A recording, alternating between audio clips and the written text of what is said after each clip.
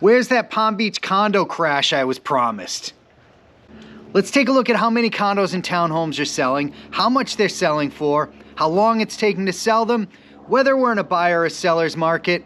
Welcome to your November 2025 real estate market update for Palm Beach County, condos and townhome edition. All right, guys, let's go. Townhome and condos, Palm Beach County. Median sold price, $310,000. If you've watched me before, I told you don't put a whole lot of stock in this. Basic problem is we don't have housing that looks the same across Palm Beach County. We have stuff on the ocean. We have stuff towards the Everglades. We have stuff towards 95. The pricing is all over the place. So don't put a whole lot of stock in it. The thing I do want you to look at, median pricing's been relatively stable the last few years, right? So I think what you can take from it is the overall trend, which is to say condo and townhouse prices not crashing, guys. Not crashing. I've said this a bunch of times. You're just not going to get me on that train. Total number of properties sold. All right. For those of you that have watched, ignore this, but we're going to go through it real quick for the people that haven't. Here we are. Look, March, April, January, March, January, March, January, April, January. We have seasonality here in Palm Beach County, especially with condo and townhome sales. Single family home sales, sometimes in the summertime, people are switching for school districts, different schools. You don't get that with condo and townhome sales. What you get is a big spike in second homeowners coming in.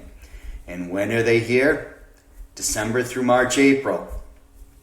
That's why we get this run up every single year. Run up, run up, run up. Happens every year. I bring this up to illustrate this point to you. So if we look back, let's see, last October we had 917 sales. We're at 852 right now. We are slightly below the pace of last year, but not to a concerning level. Look, these lows, they've gotten the same thing every year. 750, 800 sales, 700 sales. So we still have room where we can drift down and not be in any kind of a panicked market. Again, I think this whole thing is overblown with the condo and townhome crash. Let me just illustrate one other point while we're here.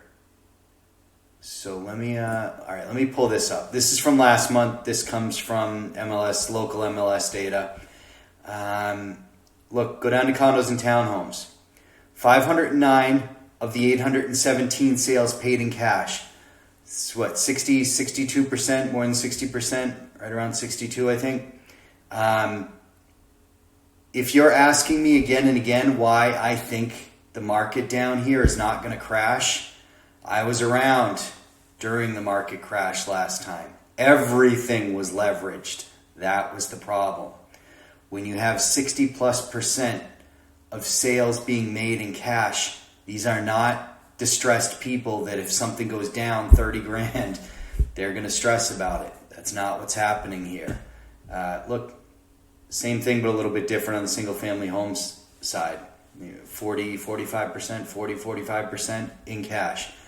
This is different than the last cycle. The leverage doesn't exist here like it used to. So I point that out because I think it's important to point out, but let's go back here. Anyways, I'm not seeing doom and gloom here, folks. Not buying into it. Sold to list price ratio. So for those of you that are new, sellers want to be up here. They want to get 99.92% of their asking price, which means whatever they ask, they're getting. We're not in that market. We're down here. We're 94.5%. So call it 6% off asking price. This is from original listing price to where the property actually sold, so it doesn't take price reductions into account. It's pegged to the original listing price. But look, here's the bottom line. Buyers want this chart to be lower. The lower this chart is, the better for buyers because it means they have more room for negotiation. Sellers want to be up here. Sellers, here's what's to take from this. If you list your property and say, this is the price and I'm not deviating from it, that's foolish. That's a horrible strategy right now. The reality is almost everything is selling 5-6% off of the listing price. So, maybe work that into your strategy, but I don't think it's the best way to go. But anyways, that aside, look, what I want you to take from this is this kind of tells you who's in control of the market a little bit. Buyers or sellers. I would say that buyers are still having room to negotiate. Sellers, you have to be willing to negotiate. That's how deals are getting done right now. That's the long and the short of it. Days on market. This has a lot to do with pressure in the market. It's kind of the way I see it. Down here, 10 days on market. That means if you see something on Friday, you got to have an offer in by Wednesday of the next week. Otherwise, you missed out. Several other offers came in, you missed the boat on it. Up here, 69 days on market. Somebody could have seen something a month and a half ago, and it's still on the market. There's not pressure for buyers to make fast and immediate decisions the higher that we are on this chart. The lower that we are on the chart, the more immediate they have to make a decision. And again, look, there's always outliers. There's properties that are priced really well that get snapped up in 10 days still. But overall, 69 days on market is going to favor buyers in terms of pressure and control. This is still climbing. Look, I've said this before. I'm going to say it again. I've been doing this for a long time now. This is the most challenging condo and townhome market that I've worked in 17 years now doing this. This is a hard market. It's a challenging and hard market. And I don't want to give anybody any disillusions about that. This is especially true for sellers. And this is especially true of specific buildings, maybe that haven't gone through milestone or engineering reports. If your building's behind the curve and you haven't done those things, man, forget 70 days on market. You're looking more like 370 days on market and a lot of price reductions. That's just the truth of it. Not all these condo buildings are created equal. Townhomes, they're having an easier time than condos are right now. Not going to sugarcoat it. There's no doubt about it. So look, who would I rather represent a buyer in? A condo, if they have conviction in the property and if we've done our due diligence and we've reviewed the reports that are out there and everybody's comfortable with them. A lot of people are scared to buy a condo right now. If you're a buyer, I think you can get a good deal out of them. Townhomes, still an in-demand product. And especially as the single-family home prices rise in Palm Beach County and condos are too small for people that have something like, a kid or a couple of kids, a townhome becomes the logical way to go because you can still get the square footage of a single-family home at a price point well below the median price point of single-family homes in Palm Beach County. So if you're a first-time home buyer and you're kind of trying to figure this out and what's the right move, I often tell them, look at townhomes. This is probably going to be the best deal for you. So I digress. Look, you guys asked me to shorten these videos up, and I heard the call. So we're going to ignore median price per square foot and total dollar volume because if you've seen my videos before, I don't put a whole lot of weight in them. So we're just going to skip over those and run right down to months of supply. So give me one statistic that shows me how the real estate market is doing, and I'm going to want to look at months of supply of inventory. Supply and demand is in any commodity. Take real estate out of it. Supply and demand is what rules the market, right? If I don't have a whole lot of supply, this becomes a problem. If I have way too much demand, this becomes a problem. Just depends what side of the coin that you're on here, right? Nationally, 6 months of inventory is considered to be a balanced market favoring neither buyers nor sellers. Our supply, I think, tends to run closer on average to around 5 months for a balanced market. But that aside, look, either way that you want to slice it, buyers are in control of the condo and townhome market. That's it. No way around it. Buyers look at this chart and say, look at all this inventory. When I was down here, I had 1 month of inventory to choose from. And what that means is, this is how many sales are occurring on a monthly basis, how many months, if those sales stayed level, how many months it would take to eat up the existing inventory of actively listed properties. So at 1 month, man, everything that's on the market is gone within 30 days.